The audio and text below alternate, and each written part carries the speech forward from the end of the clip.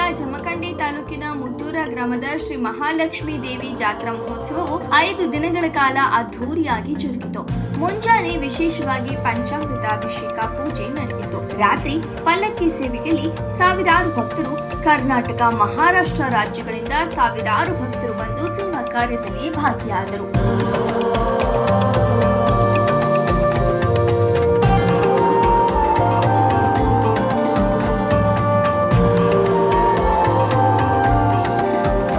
ವಿಶೇಷವಾಗಿ ಮಕರ ಸಂಕ್ರಮಣದ ಪರ್ವಕಾಲದಲ್ಲಿ ಶ್ರೀ ಮಹಾಲಕ್ಷ್ಮೀ ದೇವಿಯನ್ನ ಪಲ್ಲಕ್ಕಿಯಲ್ಲಿ ಕೂರಿಸಿಕೊಂಡು ಪವಿತ್ರ ಕೃಷ್ಣಾ ನದಿಗೆ ಹೋಗುವಾಗ ಮುತ್ತೈದೆಯರು ಆರತಿ ಹಿಡಿದುಕೊಂಡು ಬರುತ್ತಾರೆ ಮತ್ತು ವಿವಿಧ ವಾದ್ಯಗಳಾದ ಹೋಗುವ ಕರಡಿ, ಡೊಳ್ಳು, ಹಲಗೆ ಮೇಳಗಳೊಂದಿಗೆ ಸಾಗಿ ಪವಿತ್ರ ಕೃಷ್ಣಾ ನದಿಗೆ ಹೋಗಿ ಸ್ನಾನ ಮಾಡಿಸಿಕೊಂಡು ಬಂದಾಗ ದೇವಿಯನ್ನ ಬರಮಾಡಿಕೊಳ್ಳಲು ಕಂಡ್ಯಾಳ, ಬಾಸಿಂಗ, ಕುದುರೆ ಕುಣಿತ, ಕರಡಿ, ಹಲಗೆ, ಡೊಳ್ಳು ಮೇಳಗಳೊಂದಿಗೆ ಹಾಗೂ ಹರಕೆಯನ್ನ ಹೊತ್ತುಕೊಂಡು ಭಕ್ತಾದಿಗಳು ಸಿಡಿ ಮತ್ತು ಸಿಡಿಸಿ ಸೇವೆಯನ್ನ ಮಾಡುತ್ತಾ ದೇವಿಯನ್ನ ಬರಮಾಡಿಕೊಳ್ಳುವರು. ನಂತರ ಬಯಲಾಟ ನಡೆಯಿತು.